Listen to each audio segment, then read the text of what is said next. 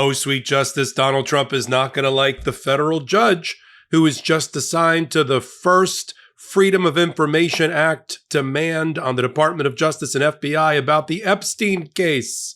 It's where Democracy Forward, and I'm going to have Democracy Forward's CEO on the show on Monday, Sky Perryman. It's the Democracy Forward case, the first FOIA case seeking documents and information, all the client lists, all the flight logs, all the Epstein files, all the communications between Donald Trump and Epstein, all the communications involving Ghislaine Maxwell. All those are at stake in this lawsuit. And now we have the judge that's been assigned. It is Tanya Chutkin. Yes, the same Tanya Chutkin that Donald Trump called a Marxist, a leftist, an un-American judge when she presided over his D.C. election interference case brought by special counsel Jack Smith. Now, that's not the only matter she's had against Donald Trump. She handled dozens of Jan 6th insurrectionists, leading to their conviction, and then she sentenced them, and after pardoned, had to release them. But she's also ruled against the Trump administration in other matters involving DOJ. This is not the judge that Donald Trump wanted for the Epstein matter, but it's the one that we demand. I'm Michael Popok. You're on Legal AF. You know what to do. Take a minute, hit the free subscribe button. Let's talk about this case. Now, Sky Perryman's going to be with me on Monday or Tuesday to talk about this filing. I gave you a brief update on it a couple of days ago, but now the new reporting, the new takeaway here is the judge that's been assigned. It's a relatively simple case. It's a one-count Freedom of Information Act request asking on an expedited basis because of great public urgency that the entirety of the Epstein files be released to the American people. And they actually give a list inside of the complaint of exactly what they're looking for and what they've demanded. Now, they made previous demand on the DOJ and the FBI, and they were ignored. When you're a public entity and a federal government entity and you ignore a public records request, you're going to get sued. And that's exactly what's happened here. Now, this suit was filed just about 24 hours after, or within hours, after the secret meeting, not so secret meeting held at the White House to talk about what to do with the Epstein files. I wonder if how to respond to the FOIA request was part of the discussion that was had in the White House with J.D. Vance and probably Trump and FBI and DOJ all getting together for a marshmallow roast because the Trump administration is in tailspin over this handling of the Epstein scandal. Now, what they're asking for in particular is, and this is all from senior FBI leadership and Department of Justice, and they already have a baseline. Pam Bondi has come out and said there's a truckload of material that was reviewed by the FBI at her request. And we've seen reporting that it's about 30 or 40 gigabytes worth of data. Okay, we want all of it. But then to make it clear, they define on page 12 of the complaint exactly what they want. Everything related to Epstein, flight logs, Ghislaine Maxwell, whistleblower, client lists. This is on page 13 as well, from everybody. So literally DOJ and FBI sued. And then in terms of defining who is responsible to respond to this complaint and these records demands, they want Pam Bondi, Deputy Attorney General Todd Blanche, anyone serving as an Associate Attorney General, Chief of Staff Chad Mizell, any of his advisors, Chief of Staff Kash Patel, Dan Bongino, all right-wing podcasters, Deputy Director J. William Rivers, you name it, these are the people.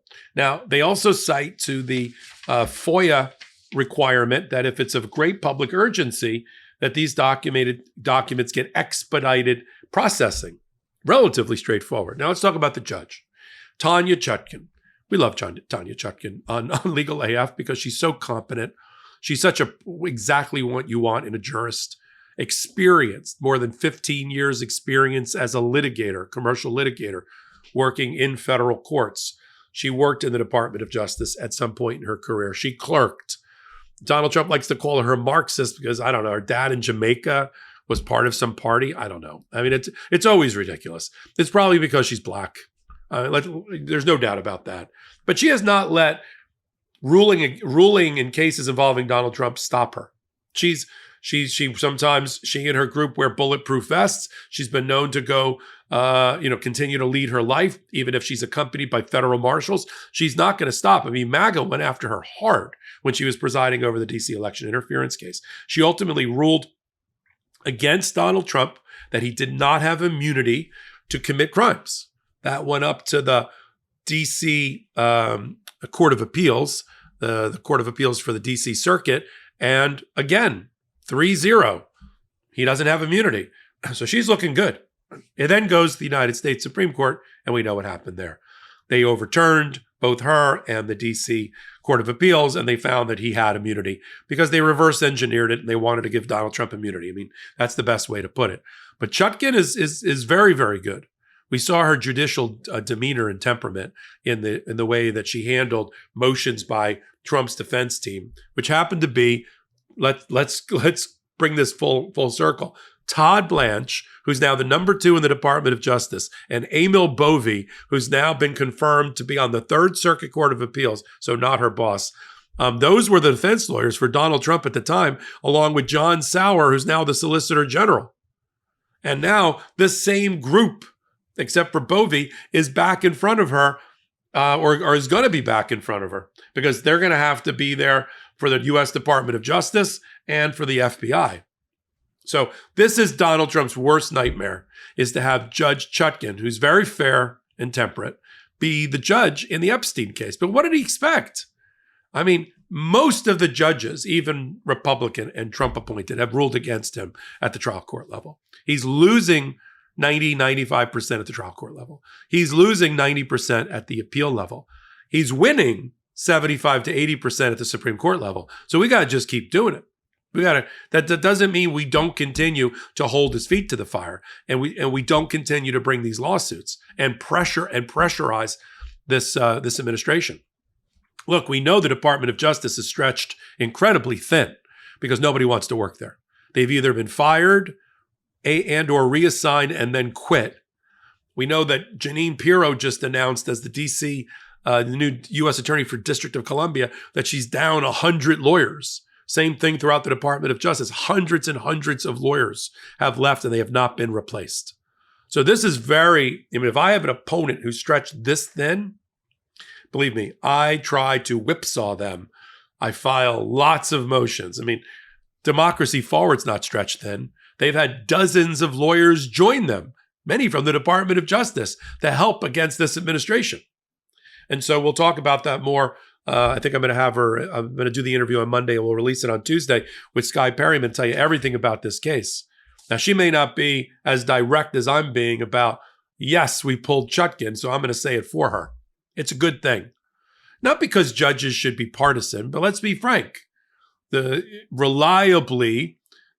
democratically appointed judges by Democratic presidents are ruling against Donald Trump. A few MAGA are too. A few Trumpers are too. But as you get further up the chain, we just had in DC appellate court, there's not that many Trumpers, but 2 of them got together, Rayo and Katsas, and they not only ruled against Judge Boasberg, who's just trying to find the Trump administration in contempt because they violated his orders and his rules and lied to him, and instead they chastised Judge Boasberg. This is the world we live in. I have to continue to call it out. I'm glad you're here with us. The way to support this channel is hit the subscribe button. It's that simple. And then that's it. There's no paywall. We have no corporate parents, no outside investors. It's you and me and the button.